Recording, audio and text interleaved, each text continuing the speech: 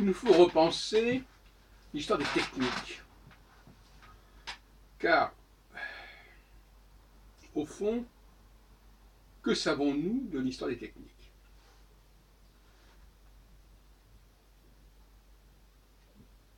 J'ai dit à plusieurs reprises que nous sommes nous-mêmes de l'ordre de la technique, quelque part. Nous sommes nous-mêmes des machines.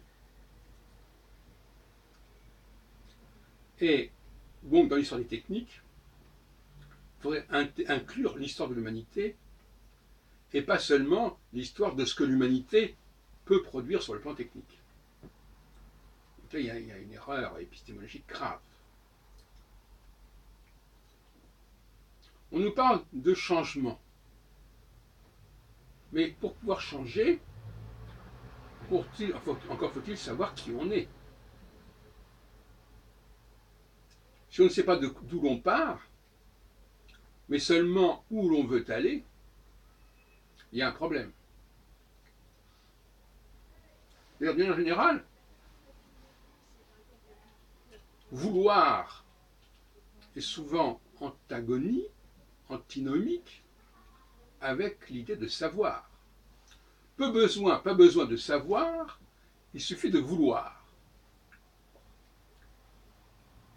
On entend cela, ou du moins c'est dit en filigrane.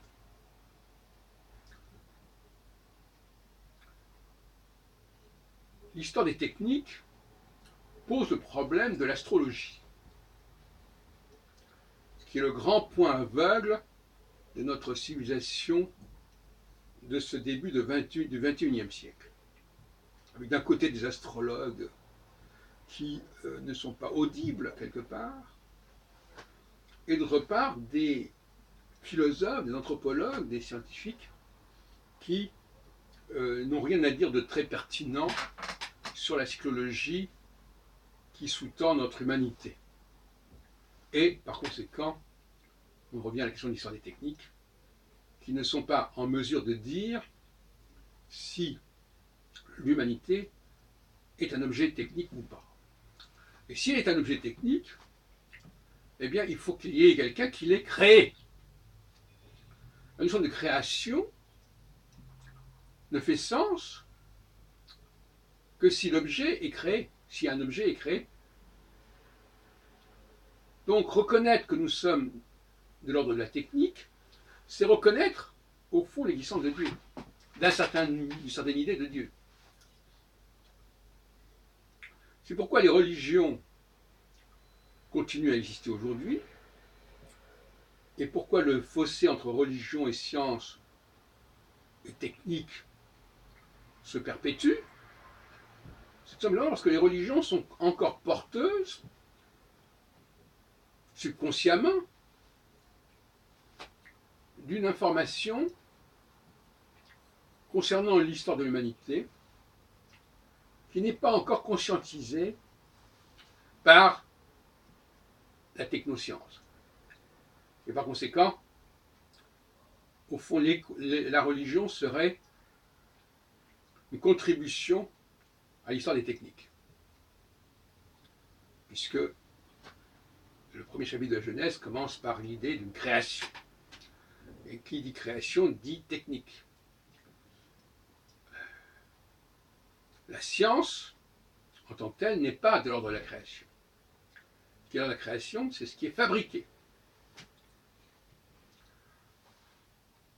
La technique et l'art, plus largement, arts et techniques, comme on dit, c'est quelque chose qui vient de la nature, qui utilise des éléments de la nature, mais qui dépasse la nature, qui déborde la nature. Et notre Dieu, celui de la création, c'est pas quelqu'un qui est de l'ordre de la nature, c'est quelqu'un qui au contraire est dans un dépassement de la nature. C'est pas du tout la même chose.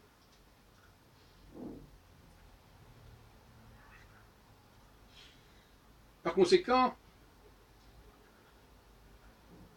la question du changement, du transhumanisme, du progrès,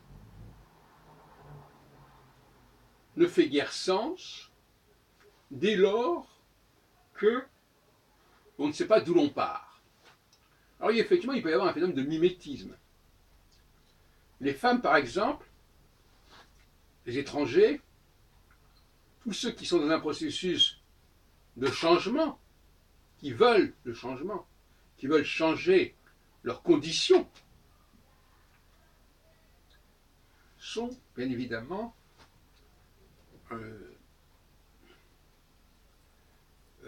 dans une idée du vouloir. Je ne sais pas qui je suis, mais je veux être l'autre. Je veux le remplacer. Je veux être à sa place. Peu importe.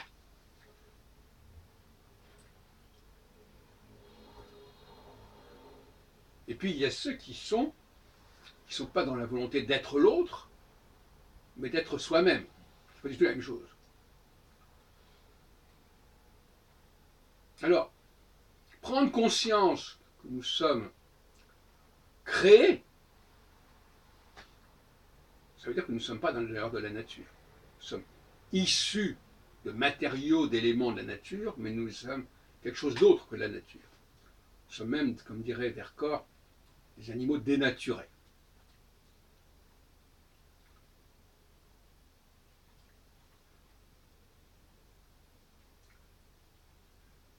Donc, pour conclure, il faut repenser l'histoire des techniques et intégrer dans l'histoire des techniques, quelque part, l'histoire des religions et l'histoire des sciences. Mais c'est finalement l'histoire des techniques qui englobe, qui coiffe tout cela. Parce que l'histoire des techniques, ça veut dire prendre conscience de ce que les religions ont à nous dire sur ce qui a été créé, donc technique, et l'histoire des sciences, parce que tout simplement, la technique se fait en utilisant des éléments de la nature, bien évidemment. Même un sculpteur utilise des éléments de la nature. Ça pose des problèmes d'ailleurs d'écologie. Donc finalement, la science reine aujourd'hui, c'est l'histoire des techniques. Et paradoxalement, il faut avoir une approche scientifique de l'histoire des techniques. C'est-à-dire qu'on peut faire une science des techniques.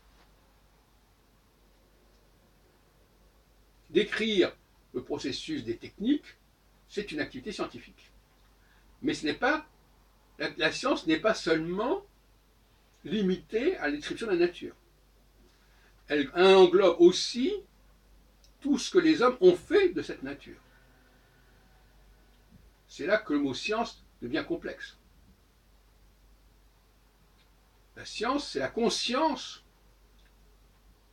de tout ce qui a été fait, par-delà la seule question de la nature.